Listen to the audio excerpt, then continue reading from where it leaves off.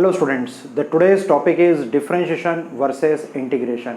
Differentiation और integration के बारे में आज हम पढ़ेंगे। कैलकुलस जो होती है, calculus is a branch of the mathematics. Calculus गणित की शाखा है जिसमें हम लगातार परिवर्तन के बारे में पढ़ते हैं। जिसमें लगातार परिवर्तन होता है उसे हम कैलकुलस कहते हैं। There are two main pillars of calculus. Calculus के दो आधार स्तंभ हैं। Number 1 differentiation, number 2 integration. एक को बोलते हैं अवकलन, दूसरे को बोलते हैं समाकलन। The founder of calculus are Newton and Leibniz. अब हम देखते हैं इनमें क्या डिफरेंस है। आइए चलिए, पहला point, the process of finding derivative is called differentiation.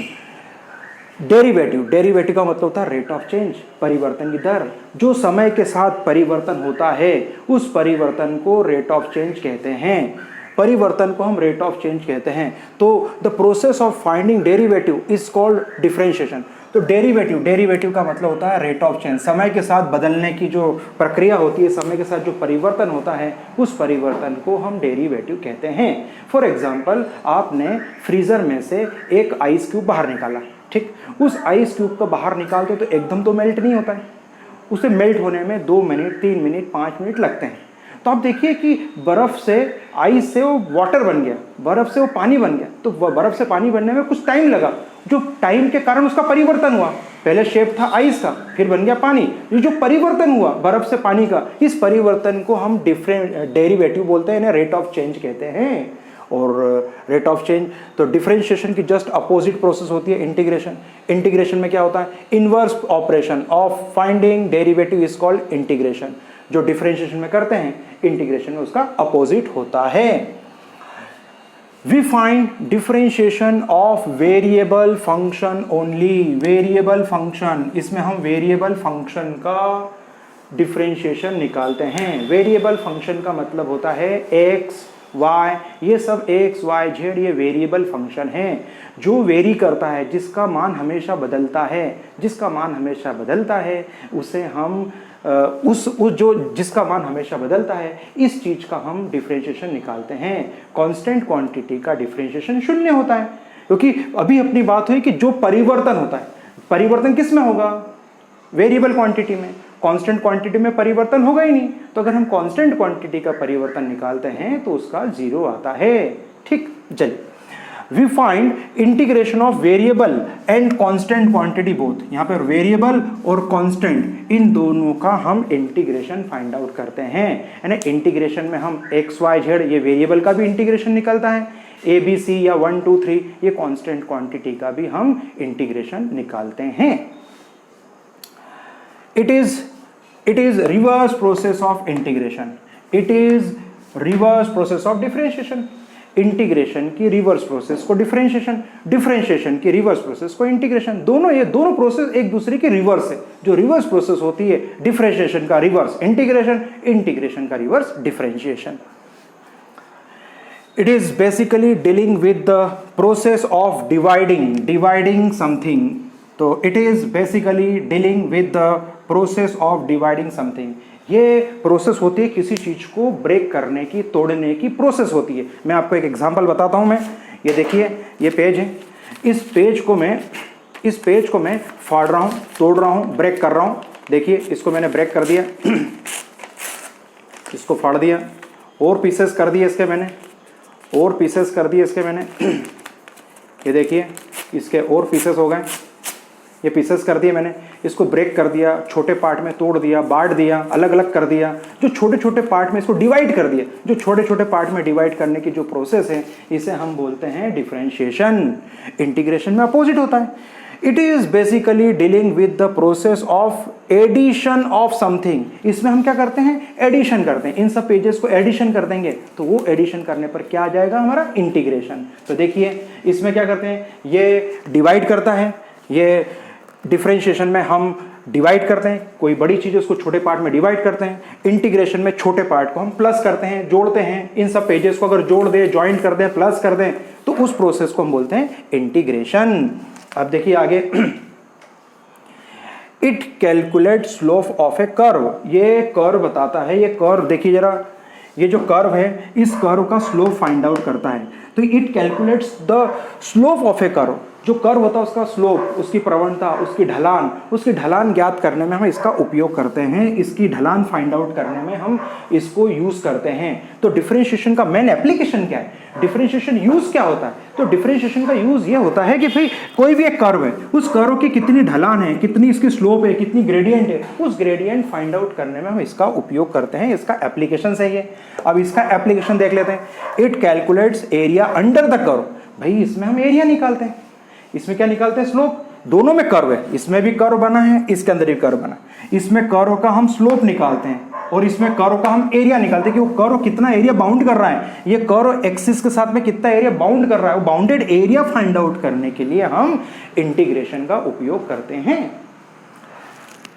It is also called differential coefficient और डेरिवेटिव। इसे हम डिफरेंशियल कोएफिशिएंट भी बोलते हैं और डेरिवेटिव भी बोलते हैं। तो देखिए, इसे डिफरेंशियल कोएफिशिएंट बोलते हैं, डेरिवेटिव बोलते हैं। एग्जाम में आता है find differential coefficient, find derivative, find rate of change, find differentiation. इन सबका मतलब एक ही है, चलिए इधर देखते हैं। It is also called anti derivative. इसे बोलते हैं एंटी डेरिवेटिव। तो जो डेरिवेटिव उसके आगे एंटी लिखा है, एंटी मतलब डेरिवेटिव का उल्टा। तो देखिए, इसे हम एंटी डेरिवेटिव बोलते हैं। एग्जाम में हम साल भर प्रैक्टिस करते हैं फाइंड इंटीग्रेशन, और एग्जाम में ऐसा लिखा होता है फाइंड एंटी डेरिवेटिव। तो हम वो एंटी देखते ही नहीं है, हम डेरिवेटिव देख के डिफरेंशिएशन कर देते हैं। ऐसा नहीं करना है, उसका पढ़ना है कि एंटी डेरिवेटिव जो इंटीग्रेशन होता है, उस इंटीग्रेशन को एंटी डेरिवेटिव भी कहते हैं। प्लीज नोट कर लीजिए बच्चों। अभी हमने डिफरेंशिएशन और इंटीग्रेशन में क्या डिफरेंस है, उसके डिफरेंस के बारे में पढ़ा। अब हम इसके नोटेशन के बारे में पढ़ेंगे कि इसको किस तरह से डिनोट करते हैं, नोटेशन क्या है, कैसे पढ़ा जाता है, किस तरह से इसके क्वेश्चन अप्लाई होते हैं, किस तरह से इसको क्वेश्चन में यूज़ करते हैं। चलिए ध्यान दीजिए। सबसे पहले डिफरेंशिएशन को हम लिखते हैं, डिनोट करते हैं D by D X.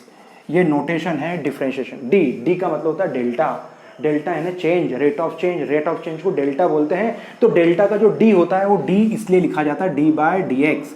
For example, अगर हमें चाहिए D T by D T, ये टी का मतलब होता है टेम्परेचर और ये टी का मतलब है टाइम। एक एग्जाम्पल लेते हैं कि अगर हमने एक बर्तन में पानी लिया, उसे गैस पे रखा, गैस स्टार्ट किया, पानी गर्म होना स्टार्ट हुआ, तो पानी धीरे धीरे गर्म होता है। 2 मिनट बाद टेम्परेचर अलग रहेगा, 5 मिनट बाद, 10 मिनट बाद, धीरे धीरे टेम्परेचर बढ़ता जाता है। तो समय के साथ में तापमान परिवर्तन की जो दर होती है, rate of change of temperature with respect to time, rate of change of temperature जो टेम्परेचर में रेट ऑफ चेंज हो रहा है, तापमान में जो परिवर्तन हो रहा है, तो तापमान में परिवर्तन किसके सापेक्ष हो रहा है, किसके समय के साथ में उसका तापमान में परिवर्तन हो रहा है। तो उस परिवर्तन को हम डिफरेंशिएशन बोलते हैं, जिसे रिप्रेजेंट करते हैं D T by D T. तो देखिए, इंटीग्रेशन की बात करें, इंटीग्रेशन का जो सिंबल होता है वो SUM, ये इंटीग्रेशन का सिंबल होता है ऐसा। ये सिंबल कहाँ से आता है? सम से, SUM, सम का जो पहला लेटर है S, इस S को आपने यहाँ से स्ट्रेच कर दिया, खींच दिया, तो ये सिंबल इस तरह से बन जाएगा। तो इंटीग्रेशन का मतलब होता है जोड़ना, एडिशन करना। तो एडिशन करना, जोड़ना, ये इसका मतलब सम करना। तो सम का जो पहला लेटर S से, इसका साइन एलोंगेटेड है। अब हम बात करेंगे कि किस तरह से इसको लिखा जाता है। इसको लिखते हैं d by D x of f of x, d by D x of f of x, इसका डिफरेंशिएशन निकालना है हमें। इसका डिफरेंशिएशन को हम इस तरह से लिखते हैं। और इंटीग्रेशन में हम क्या करते हैं कि इंटीग्रेशन में ये जो f ऑफ x है, तो इंटीग्रेशन में यहाँ ऐसे सिंबल से लिखते हैं इंटीग्रेशन यहाँ लिखते हैं dx, जिसका इंटीग्रेशन करना है उस फंक्शन को यहाँ पर लिखा जाता है f ऑफ x। तो integration f of x dx। अब f ऑफ x, ये नोटेशन डिफरेंशिएशन का, ये नोटेशन इंटीग्रेशन का। एक एग्जांपल लेते हैं कि f ऑफ x की वैल्यू ले ली मैंने sin x, f of x की वैल्यू ले ली मैंने sin x। अब sin x का क्या करेंगे? डिफरेंशिएशन करेंगे। तो इसको ऐसा लिखते हैं d by D x of sin x। अभी बताया था d by D x of f of x। f of x की प्लेस पे हमने क्या रख दिया? साइन, क्योंकि f ऑफ x किसका फंक्शन है? sin x का फंक्शन है।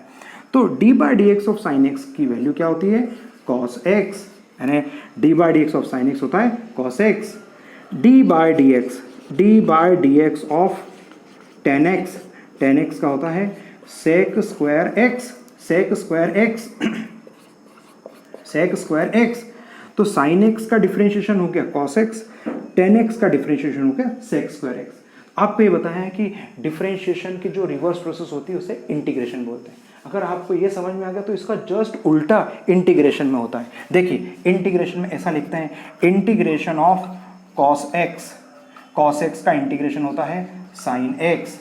आप देखिए यहाँ पर D by d x of sine x का क्या होता है, कॉस एक्स का इंटीग्रेशन क्या होता है, साइन एक्स। तो d by d x of cos x d x is equals to sine x. तो कॉस एक्स का इंटीग्रेशन साइन एक्स का डिफरेंशिएशन कॉस एक्स, कॉस का उल्टा करेंगे तो साइन। तो देखिए जो रिवर्स प्रोसेस, जो डिफरेंशिएशन में क्या उसकी जस्ट उल्टी प्रोसेस है। ये भी फॉर्मूला याद करने की जरूरत नहीं। D by d x of ten x का होता है सेक स्क्वायर एक्स। तो बताइए इधर क्या आएगा, इधर आएगा integration of sec square x d x. देखिए sec square x d x, sec square x का इंटीग्रेशन क्या होता है, टेन एक्स।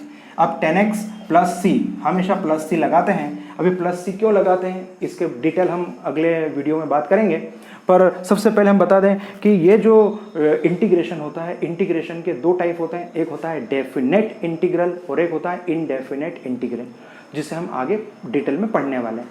तो इस तरह से हमने आज के लेक्चर्स में डिफरेंशिएशन और इंटीग्रेशन के बारे में बहुत डिटेल पढ़ा है। इसे कम से कम 2-3 बार अच्छे से रिवीजन करें, जिससे कि आगे हमें कोई प्रॉब्लम ना आए।